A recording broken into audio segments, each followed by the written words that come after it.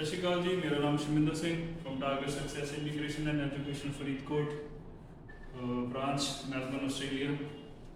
ਅੱਜ ਇੱਕ ਬਹੁਤ ਇੰਪੋਰਟੈਂਟ ਟੌਪਿਕ ਦੇ ਉੱਤੇ ਇਨਫੋਰਮੇਸ਼ਨ ਸੈਸ਼ਨ ਸ਼ੇਅਰ ਕਰਨਾ ਚਾਹੁੰਦਾ। ਆਈ ਹੋਪ ਕਿ ਸਾਰਿਆਂ ਨੂੰ ਵਧੀਆ ਲੱਗੇਗਾ।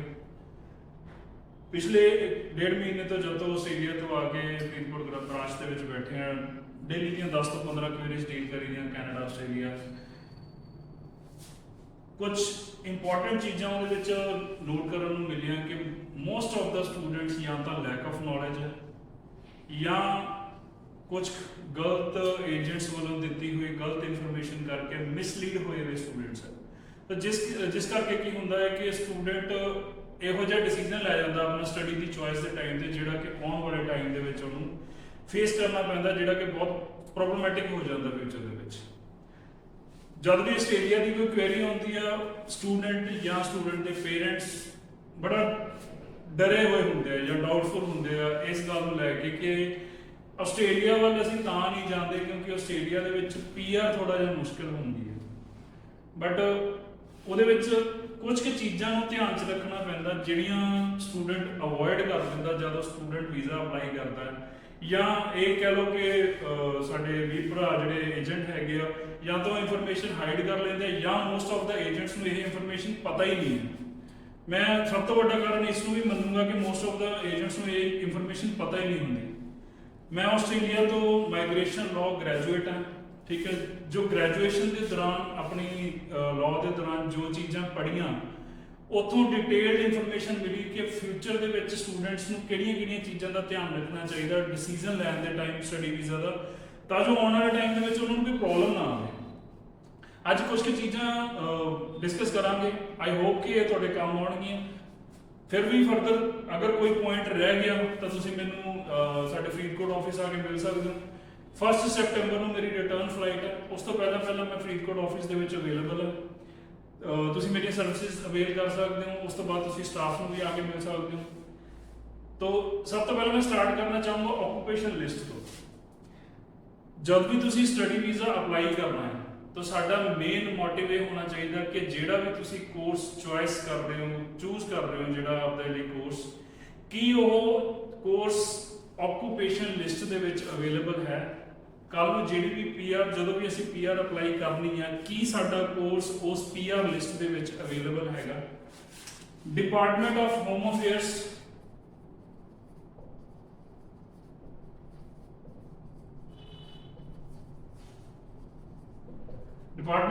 ਅਫੇਅਰਸ ਆਸਟ੍ਰੇਲੀਆ ਦੀ ਵੈਬਸਾਈਟ ਹੈ, ਡਿਪਾਰਟਮੈਂਟ ਦੀ ਵੈਬਸਾਈਟ ਹੈ, ਜਿੱਥੋਂ ਕਿ ਤੁਸੀਂ ਆਕੂਪੇਸ਼ਨ ਲਿਸਟ ਡਾਊਨਲੋਡ ਕਰ ਸਕਦੇ ਹੋ, ਆਕੂਪੇਸ਼ਨ ਲਿਸਟ ਅਸੈਸ ਕਰ ਸਕਦੇ ਹੋ, ਜਿਹਦੇ ਵਿੱਚ ਤੁਸੀਂ ਸਾਰੀ ਇਨਫੋਰਮੇਸ਼ਨ ਲੈ ਸਕਦੇ ਹੋ ਕਿ ਕਿਹੜੇ ਆਕੂਪੇਸ਼ਨ ਲਿਸਟ ਦੇ ਵਿੱਚ ਹੈਗੀ ਆ। ਉਹਦੇ ਅਕੋਰਡਿੰਗਲੀ ਤੁਸੀਂ ਆਪਣਾ ਕੋਰਸ ਸਿਲੈਕਟ ਕਰ ਸਕਦੇ ਹੋ। ਅੱਜ most of the student comparison ਕਰਦਾ ਜਾਂ ਡਿਊ ਟੂ ਮੰਨ ਲਓ ਕੈਨੇਡਾ ਦੇ ਵਿੱਚ ਜਿਸ ਤਰੀਕੇ ਬੈਕਲੌਗ ਹੈ 26-27 ਲੱਖ ਫਾਈਲਸ ਦਾ ਜਾਂ 50% ਪਲੱਸ ਦੀ ਜੋ ਰਿਜੈਕਸ਼ਨ ਰੇਟ ਹੈ ਕੈਨੇਡਾ ਦੀ, ਉਹਦੇ ਕਰਕੇ ਬਹੁਤ ਡਾਊਟਫੁਲ ਹੋਇਆ ਕਿ ਅਸੀਂ ਕੈਨੇਡਾ ਵੱਲ ਨੂੰ ਜਾਈਏ ਜਾਂ ਆਸਟ੍ਰੇਲੀਆ ਵੱਲ ਨੂੰ ਜਾਈਏ। ਮੈਂ ਪਹਿਲਾਂ ਇਸ ਚੀਜ਼ ਦੇ ਉੱਤੇ ਥੋੜੀ ਜਿਹੀ ਇਨਫੋਰਮੇਸ਼ਨ ਦੇਣੀ ਚਾਹਾਂਗਾ। ਅਗਰ 8-10 ਸਾਲ ਪਹਿਲਾਂ ਚੱਲੀਏ, ਵਾਪਸ ਚੱਲ ਜਾਈਏ ਪਾਸਟ ਦੇ ਵਿੱਚ, ਤਾਂ ਤੁਸੀਂ ਦੇਖੋਗੇ ਕਿ ਇਹ ਹਮੇਸ਼ਾ ਇੱਕ ਟ੍ਰੈਂਡ ਰਿਹਾ ਹੈ। ਹਰ 4 ਸਾਲ ਬਾਅਦ 3 ਸਾਲ ਬਾਅਦ ਟ੍ਰੈਂਡ ਚੇਂਜ ਹੁੰਦਾ ਹੈ। ਸਭ ਤੋਂ ਪਹਿਲਾਂ most of the people UK ਜਾਂਦੇ ਸੀ, ਯੂਕੇ ਤੋਂ ਬਾਅਦ ਆਸਟ੍ਰੇਲੀਆ ਦਾ ਟ੍ਰੈਂਡ ਆਇਆ, ਫਿਰ ਨਿਊਜ਼ੀਲੈਂਡ ਦਾ ਟ੍ਰੈਂਡ ਆਇਆ, ਫਿਰ ਉਸ ਤੋਂ ਬਾਅਦ ਕੈਨੇਡਾ, ਫਿਰ ਆਸਟ੍ਰੇਲੀਆ, ਦੁਬਾਰਾ ਫਿਰ ਕੈਨੇਡਾ। ਤੋਂ ਇਹ ਟ੍ਰੈਂਡ ਹਰ 3-4 ਸਾਲ ਬਾਅਦ ਚੇਂਜ ਹੁੰਦਾ ਹੈ। ਉਹਨਾਂ ਨੂੰ ਆਪਣੇ ਲਈ ਪਾਰਟਿਕੂਲਰ ਨੰਬਰ ਆਫ ਪੀਪਲ ਚਾਹੀਦੇ ਹੁੰਦੇ ਆ। ਉਹ ਜਦੋਂ ਇੱਕ ਪਾਰਟਿਕੂਲਰ ਅਮਾਊਂਟ ਪੂਰੀ ਹੋ ਜਾਂਦੀ ਹੈ ਤਾਂ ਉਹ ਕੰਟਰੀ ਆਪਣੇ ਬਾਰਡਰਸ ਬੰਦ ਕਰ ਲੈਂਦੀ ਹੈ, ਜੋ ਕਿ ਅੱਜ ਕੱਲ੍ਹ ਦਾ ਸਿਨੈਰੀਓ ਹੋ ਚੁੱਕਿਆ ਕੈਨੇਡਾ ਦੇ ਲਈ।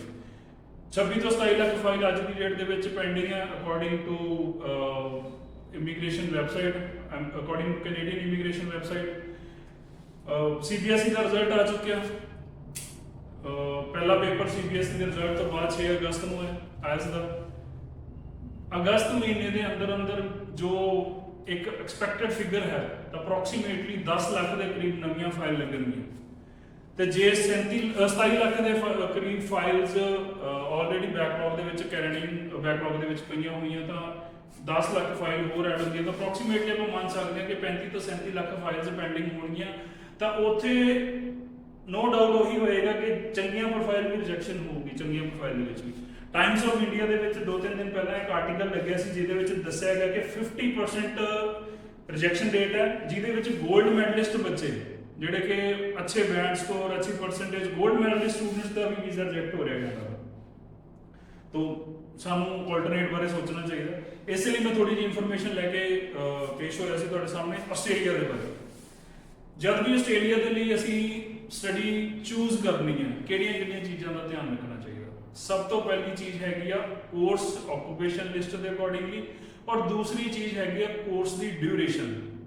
ਰੀਜ਼ਨ ਕੀ ਹੈ? ਜਿਹੜਾ ਵੀ ਕੋਈ ਐਵਰੇਜ ਸਟੂਡੈਂਟ +2 ਕਰਕੇ ਨਿਕਲਦਾ ਤਾਂ ਉਸ ਦੀ ਏਜ 19 to 20 ਇਅਰਸ ਹੁੰਦੀ ਹੈ। ਅਗਰ ਸਟੂਡੈਂਟ ਇੱਕ ਡਿਪਲੋਮਾ ਲੈ ਕੇ ਜਾਂਦਾ ਹੈ ਤਾਂ ਡਿਪਲੋਮਾ ਮੈਕਸਿਮਮ ਡਿਊਰੇਸ਼ਨ 1.5 ਸਾਲ ਜਾਂ 2 ਸਾਲ ਦੀ ਹੋ ਸਕਦੀ ਹੈ। ਤਾਂ ਜਦ ਤੱਕ ਉਹ ਡਿਪਲੋਮਾ ਕੰਪਲੀਟ ਕਰੇਗਾ ਉਸ ਤੋਂ ਬਾਅਦ 1.5 ਤੋਂ 2 ਸਾਲ ਦਾ ਉਹਨੂੰ ਵਰਕ ਪਰਮਿਟ ਮਿਲੇਗਾ, ਤਾਂ ਉਹਦੀ 23 ਤੋਂ 24 ਸਾਲ ਦੀ ਏਜ ਹੋਏਗੀ ਸਟੂਡੈਂਟ ਦੀ ਡਿਪਲੋਮਾ ਕੰਪਲੀਟ ਕਰਨ ਤੋਂ ਬਾਅਦ। ਮੈਂ ਏਜ ਦੀ ਗੱਲ ਕਿਉਂ ਕਰ ਰਿਹਾ? ਜਦ ਵੀ ਅਸੀਂ ਆਸਟ੍ਰੇਲੀਆ ਪੀਆਰ ਅਪਲਾਈ ਕਰਨੀ ਹੈ, ਆਸਟ੍ਰੇਲੀਆ ਪੀਆਰ ਦੇ ਲਈ ਮਿਨੀਮਮ 65 ਪੁਆਇੰਟਸ ਹੁੰਦੇ ਆ ਜੋ ਅਸੀਂ ਮਿਨੀਮਮ ਸਾਡੇ ਕੋਲੇ ਹੋਣੇ ਚਾਹੀਦੇ ਆ। ਉਸ ਤੋਂ ਅਬਵ ਆਕੂਪੇਸ਼ਨ ਤੇ ਡਿਪੈਂਡ ਕਰਦਾ, ਉਸ ਤੋਂ ਅਬਵ ਜੋ ਇਨਵਾਈਟ ਹੁੰਦਾ ਹੈ ਉਸ ਡਰਾ ਤੇ ਡਿਪੈਂਡ ਕਰਦਾ, ਬਟ ਮਿਨੀਮਮ 65 ਪੁਆਇੰਟ ਸਾਨੂੰ ਐਲੀਜੀਬਿਲਿਟੀ ਲਈ ਚਾਹੀਦੇ ਹੁੰਦੇ। ਇਹਦੇ ਵਿੱਚ ਏਜ 25 ਤੋਂ 32 ਸਾਲ ਦੀ ਅਗਰ ਸਟੂਡੈਂਟ ਦੀ ਏਜ ਹੈ ਤਾਂ ਉਹਨੂੰ 30 ਪੁਆਇੰਟ ਮਿਲਦੇ ਆ। 30 points for 25 to 32 years of age. ਪਰ ਤੁਸੀਂ ਦੇਖ ਸਕਦੇ ਹੋ ਅਗਰ ਸਟੂਡੈਂਟ ਇੱਕ ਡਿਪਲੋਮਾ ਲੈ ਕੇ ਜਾ ਰਿਹਾ ਤਾਂ ਉਸ ਦੀ ਏਜ ਜਦ ਉਹਦੀ ਟੀਆਰ ਖਤਮ ਹੋ ਚੁੱਕੀ ਹੋਏਗੀ, ਡਿਪਲੋਮਾ 1.5 ਸਾਲ ਦਾ, 2 ਸਾਲ ਦੀ ਟੀਆਰ ਖਤਮ ਕਰਨ ਤੋਂ ਬਾਅਦ ਵੀ ਉਸ ਦੀ ਏਜ 23 ਤੋਂ 24 ਸਾਲ ਹੋਏਗੀ, ਤਾਂ ਇਟ ਮੀਨਸ ਉਹਨੂੰ 30 ਦੀ ਜਗ੍ਹਾ 25 ਪੁਆਇੰਟ ਮਿਲਣਗੇ ਕਿਉਂਕਿ ਉਹਦੀ ਏਜ 25 ਸਾਲ ਤੋਂ ਘੱਟ ਹੈ, ਤਾਂ ਉਹਨੂੰ 30 ਦੀ ਜਗ੍ਹਾ 25 ਪੁਆਇੰਟ ਮਿਲਣਗੇ ਐਲੀਜੀਬਿਲਿਟੀ। ਇਸ ਤੋਂ ਇਲਾਵਾ ਗ੍ਰੈਜੂਏਸ਼ਨ ਦੇ ਲਈ ਆਸਟ੍ਰੇਲੀਅਨ ਸਿਸਟਮ ਦੇ ਅਕੋਰਡਿੰਗਲੀ ਅਗਰ ਤੁਸੀਂ ਡਿਗਰੀ ਕੀਤੀ ਹੋਈ ਹੈ ਤਾਂ ਤੁਹਾਨੂੰ 15 ਪੁਆਇੰਟ ਮਿਲਦੇ ਨੇ, ਅਗਰ ਤੁਸੀਂ ਡਿਪਲੋਮਾ ਕੀਤਾ ਹੋਇਆ ਤਾਂ 10 ਪੁਆਇੰਟਸ ਮਿਲਦੇ ਨੇ। ਅਗੇਨ ਹੁਣ ਅਗਰ ਕੈਲਕੂਲੇਟ ਕਰੀਏ ਇੱਥੇ ਸਾਨੂੰ 25 ਪੁਆਇੰਟ ਮਿਲੇ ਡਿਪਲੋਮਾ ਕਰਕੇ, ਔਰ 25 ਪੁਆਇੰਟ ਮਿਲੇ ਸਾਡੀ ਏਜ ਕਰਕੇ, ਔਰ 10 ਪੁਆਇੰਟ ਮਿਲੇ ਸਾਨੂੰ ਡਿਪਲੋਮਾ ਕਰਕੇ। ਬਟ ਅਗਰ ਅਸੀਂ ਇੱਥੇ ਡਿਗਰੀ ਲਈ ਹੁੰਦੀ ਤਾਂ ਡਿਗਰੀ ਦੇ ਸਾਨੂੰ 15 ਪੁਆਇੰਟ ਮਿਲਨੇ ਸੀਗੇ। ਡਿਗਰੀ ਦੇ 15 ਪੁਆਇੰਟ।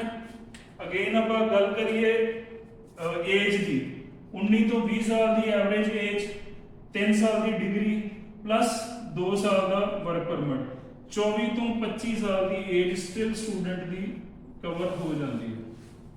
ਤਾਂ possibilities 30 point plus 15 point 45 points comparatively 35 points. तो ये 10 ਪੁਆਇੰਟਸ ਦਾ ਜਿਹੜਾ ਮਾਰਜਨ ਹੈ ਇਹ ਬਹੁਤ ਵੱਡਾ ਡਿਫਰੈਂਸ ਪਾ ਦਿੰਦਾ ਜਦ ਬੱਚਾ ਕੰਪੀਟ ਕਰਦਾ ਹੈ ਆਸਟ੍ਰੇਲੀਆ ਪੀਆਰ ਦੇ ਲਈ। ਸਭ ਤੋਂ ਪਹਿਲਾਂ ਇਹੀ ਡਰ ਪਾਇਆ ਜਾਂਦਾ ਕਿ ਆਸਟ੍ਰੇਲੀਆ ਦੀ ਪੀਆਰ ਬੜੀ ਡਿਫਿਕਲਟ ਹੈ, ਕੈਨੇਡਾ ਦੀ ਪੀਆਰ ਬਹੁਤ ਈਜ਼ੀ ਹੈ ਜੀ, ਕੈਨੇਡਾ ਦੀ ਪੀਆਰ ਬੜੀ ਈਜ਼ੀਲੀ ਮਿਲ ਜਾਂਦੀ ਹੈ। Most of the parents, most of the students ਦੇ ਦਿਮਾਗ ਦੇ ਵਿੱਚ ਅੱਜ ਤੋਂ 2 ਤੋਂ 2.5 ਸਾਲ ਪਹਿਲਾਂ ਕੋਵਿਡ ਦੇ ਦੌਰਾਨ ਇੱਕ ਨਿਊਜ਼ ਆਈ ਸੀ ਕਿ ਕੈਨੇਡਾ ਨੇ 25,000 ਬੰਦੇ ਨੂੰ ਪੀਆਰ ਦੇ ਦਿੱਤੀ। ਉਸਨੇ ਬੜਾ ਸਟ੍ਰਾਈਕ ਕੀਤਾ। ਹਾਂ, ਨੋ ਡਾਊਟ ਬਹੁਤ ਲੋਕਾਂ ਦੇ ਬੱਚੇ ਪੀਆਰ ਹੋਏ, ਬੜੀ ਜਲਦੀ ਪੀਆਰ ਹੋਏ, ਬਟ ਆਪਾਂ ਉਹਨੂੰ ਕੰਪੈਰੀਟਿਵਲੀ ਆਸਟ੍ਰੇਲੀਆ ਦੇ ਨਾਲ ਕੰਪੇਅਰ ਨਹੀਂ ਕਰ ਸਕਦੇ। ਕੈਨੇਡਾ ਦੇ ਵਿੱਚ ਅੰਦਾਜ਼ਨ 1 ਸਾਲ ਦੇ ਵਿੱਚ 2 ਤੋਂ 2.5 ਲੱਖ ਸਟੂਡੈਂਟ ਮਾਈਗ੍ਰੇਟ ਹੁੰਦਾ। ਜਿਹੜੇ ਬੱਚੇ ਨੂੰ 25,000 ਪੀਆਰ ਜਿਹੜੇ ਬੱਚਿਆਂ ਨੂੰ ਮਿਲੀ ਸੀ, ਉਹਦੇ ਵਿੱਚ ਜਿਹੜੇ ਬੱਚੇ ਸੀ ਉਹਦੀ ਐਲੀਜੀਬਿਲਿਟੀ ਸੀ ਕਿ ਬੱਚਿਆਂ ਨੇ ਆਪਣੇ ਫੀਲਡ ਦੇ ਵਿੱਚ ਸਟੱਡੀ ਕੀਤੀ ਹੋਵੇ ਔਰ ਮਿਨੀਮਮ ਐਕਸਪੀਰੀਅੰਸ ਹੋਵੇ ਉਹਦੇ ਵਿੱਚ। ਤਾਂ ਅੰਦਾਜ਼ਨ ਇੱਕ ਬੱਚਾ 5 ਸਾਲ ਦਾ ਘੱਟੋ ਘੱਟ ਉਸ ਕੈਨੇਡਾ ਦੇ ਵਿੱਚ ਰਿਹਾ ਹੋਊਗਾ ਜਿਹਨੇ ਪੀਆਰ ਅਪਲਾਈ ਕੀਤੀ ਹੋਊਗੀ। 3 ਸਾਲ ਦੀ ਸਟੱਡੀ, 2 ਸਾਲ ਦਾ ਵਰਕ ਪਰਮਿਟ। 5 ਸਾਲ ਦੇ ਵਿੱਚ ਅੰਦਾਜ਼ਨ ਅਗਰ ਆਪਾਂ ਐਵਰੇਜ ਦੇਖੀਏ ਤਾਂ 10 ਤੋਂ 12 ਲੱਖ ਸਟੂਡੈਂਟ ਕੈਨੇਡਾ ਦੇ ਵਿੱਚ ਪਹੁੰਚ ਚੁੱਕਿਆ ਸੀ, ਜਿਹਦੇ ਵਿੱਚੋਂ 25,000 ਸਟੂਡੈਂਟ ਨੂੰ ਅਗਰ ਪੀਆਰ ਦੇ ਦਿੱਤੀ ਜਾਂਦੀ ਹੈ ਤਾਂ that is not a big amount. Comparatively Australia ਹਰ ਸਾਲ 1,60,000 ਦੇ ਕਰੀਬ ਐਪਲੀਕੈਂਟਸ ਨੂੰ ਪੀਆਰ, ਟੀਆਰ, ਟੈਂਪਰੇਰੀ ਵੀਜ਼ਾ, ਦੂਸਰੇ ਵੀਜ਼ਾਸ ਦਿੰਦਾ ਹੈ, ਬਟ ਅਗੇਨ ਨਾਮ ਨਹੀਂ ਹੁੰਦਾ। ਕਿ ਆਸਟ੍ਰੇਲੀਆ ਦੇ ਵਿੱਚ ਪਤਾ ਨਹੀਂ ਕੀ ਗੱਲ ਡਿਫਿਕਲਟ ਕਿਉਂ। ਆਸਟ੍ਰੇਲੀਆ 'ਚ ਐਪਲੀਕੈਂਟ ਜਿੰਨੇ ਕਿ ਐਪਲੀਕੈਂਟ ਆ ਉਹਦੇ ਅਕੋਰਡਿੰਗਲੀ ਵੀਜ਼ਾ ਗ੍ਰਾਂਟਸ ਹੁੰਦੀਆਂ। ਨੋ ਡਾਊਟ ਆਸਟ੍ਰੇਲੀਆ ਦੇ ਵਿੱਚ ਕੈਨੇਡਾ ਦੇ ਮੁਕਾਬਲੇ ਪੀਆਰ ਕੰਪੈਰੀਟਿਵਲੀ ਡਿਫਿਕਲਟ ਕਿਉਂ ਹੁੰਦੀ ਆ, ਕਿਉਂਕਿ ਆਸਟ੍ਰੇਲੀਆ ਦੇ ਵਿੱਚ ਕੁਆਲਿਟੀ ਆਫ ਸਟੂਡੈਂਟਸ ਵੱਲ ਜ਼ਿਆਦਾ ਧਿਆਨ ਦਿੱਤਾ ਜਾਂਦਾ ਹੈ। ਤੁਹਾਨੂੰ ਹਾਈਲੀ ਸਕਿਲਡ ਹਾਈਲੀ ਕੁਆਲੀਫਾਈਡ ਬਣਾਇਆ ਜਾਂਦਾ ਤਾਂ ਤੁਸੀਂ ਪੀਆਰ ਅਪਲਾਈ ਕਰਦੇ ਹੋ। ਨੈਕਸਟ ਜਿਹੜੀ ਚੀਜ਼ ਪੀਆਰ ਦੇ ਵਿੱਚ ਪੁਆਇੰਟਸ ਦੇ ਵਿੱਚ ਸਾਡੇ ਐਡ ਹੁੰਦੀ ਹੈ, ਅਗਰ ਸਟੂਡੈਂਟ ਉੱਥੇ ਜਾ ਕੇ 7 ਈਚ ਸਕੋਰ ਕਰਦਾ ਹੈ ਇਨ ਇੰਗਲਿਸ਼ ਤਾਂ ਉਹਨੂੰ 10 ਪੁਆਇੰਟਸ ਮਿਲਦੇ ਆ।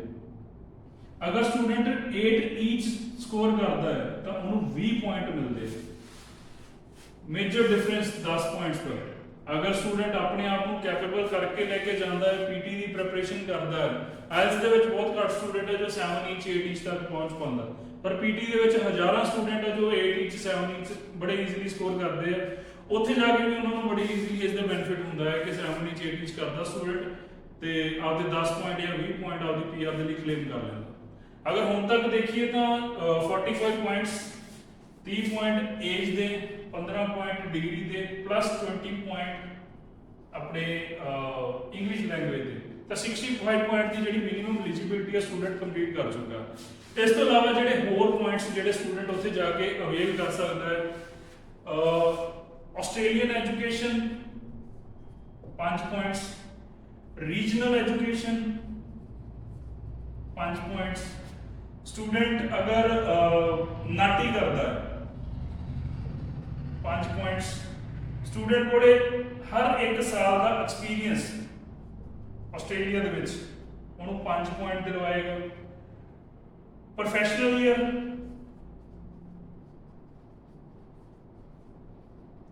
5 ਪੁਆਇੰਟ, ਸਪੈਸ਼ਲ ਐਜੂਕੇਸ਼ਨ 5 ਪੁਆਇੰਟਸ। ਇਸ ਤੋਂ ਇਲਾਵਾ ਸਟੂਡੈਂਟ ਅਗਰ ਬੈਚਲਰ ਹੈ ਤਾਂ 10 ਪੁਆਇੰਟ, ਅਗਰ ਸਟੂਡੈਂਟ ਮੈਰਿਡ ਹੈ ਤਾਂ ਉਹ ਸਟੂਡੈਂਟ ਆਪਣੇ ਸਪਾਊਸ ਦੇ 15 ਪੁਆਇੰਟ ਲੈ ਸਕਦਾ ਹੈ, ਜਿਹਦੇ ਵਿੱਚੋਂ 10 ਪੁਆਇੰਟ ਅਗਰ ਉਹਨਾਂ ਦਾ ਸਪਾਊਸ ਸਕਿਲਡ ਹੋਏਗਾ ਔਰ 5 ਪੁਆਇੰਟ ਅਗਰ ਸਪਾਊਸ 6 ਇਨ ਈਚ ਮੋਡਿਊਲ ਕਿਸੇ ਵੀ ਇੰਗਲਿਸ਼ ਲੈਂਗੁਏਜ ਟੈਸਟ ਦੇ ਵਿੱਚੋਂ ਲੈ ਸਕਦਾ ਹੈ। तो ये सारे पॉइंट्स ਅਸੀਂ ਉੱਥੇ ਜਾ ਕੇ ਅਵੇਲ ਕਰ ਸਕਦੇ ਹਾਂ ਡਿਊਰਿੰਗ ਆਰ ਐਜੂਕੇਸ਼ਨ। ਇਸ ਤੋਂ ਇਲਾਵਾ ਜੋ ਅਲੱਗ-ਅਲੱਗ ਸਬ ਕਲਾਸਿਸ ਨੇ ਉਹ ਵੀ ਸਾਨੂੰ ਪੁਆਇੰਟ ਦਿੰਦੀਆਂ ਨੇ। 190 ਸਟੇਟ ਸਪਾਂਸਰ ਹੈ, ਇਹ ਸਾਨੂੰ 5 ਪੁਆਇੰਟ ਦਿੰਦੀ ਹੈ।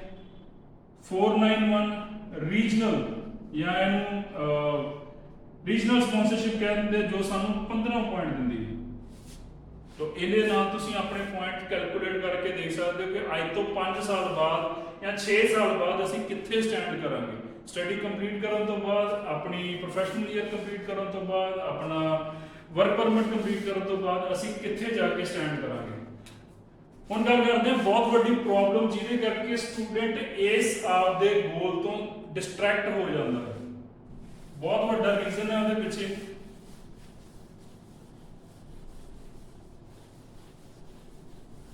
अगर ਆਸਟ੍ਰੇਲੀਆ और ਕੈਨੇਡਾ ਨੂੰ as a study destination compare ਕਰਦੇ ਆ ਤਾਂ ਉਸ ਤੋਂ ਵੱਡੀ ਚੀਜ਼ ਆ ਜਾਂਦੀ ਹੈ ਉੱਥੇ ਜਾ ਕੇ ਜੋ ਸਟੂਡੈਂਟ ਕਮਾਈ ਕਰਦਾ, ਉਹ ਬਹੁਤ ਵੱਡਾ ਇੱਕ ਪੁਆਇੰਟ ਹੈ ਜਿਹਨੂੰ ਆਪਾਂ ਮਿਸ ਨਹੀਂ ਕਰ ਸਕਦੇ।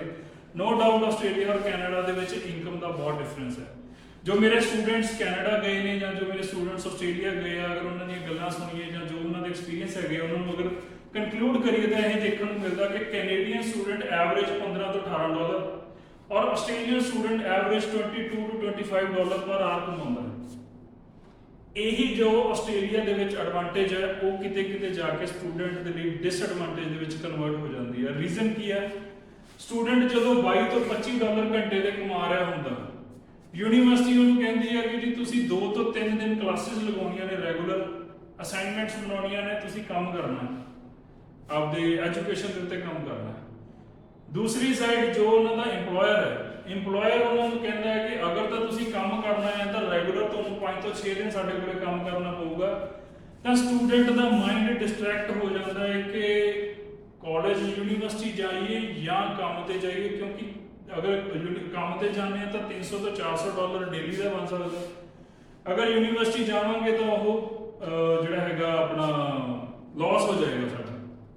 फिर स्टूडेंट एक छोटा जिहा लूपहोल यूज करता है, पिटफॉल यूज करता है, अपनी स्टडी ਨੂੰ डाउनग्रेड कर ਲੈਂਦਾ ਜਾ ਕੇ, ਆਲਟਰਨੇਟ ਕੋਰਸਿਸ ਦੇ ਵਿੱਚ ਐਡਮਿਸ਼ਨ ਲੈ ਲੈਂਦੇ, ਸਰਟ ਵੀ ਲੈ ਲਿਆ, ਕੁਕਰੀ ਲੈ ਲਈ, ਆਟੋਮੋਟਿਵ ਲੈ ਲਿਆ, ਤਾਂ ਇਦਾਂ ਦੇ ਟ੍ਰੇਡ ਕੋਰਸਿਸ ਦੇ ਵਿੱਚ ਜਾ ਕੇ ਐਡਮਿਸ਼ਨ ਲੈ ਲੈਂਦਾ ਸਟੂਡੈਂਟ।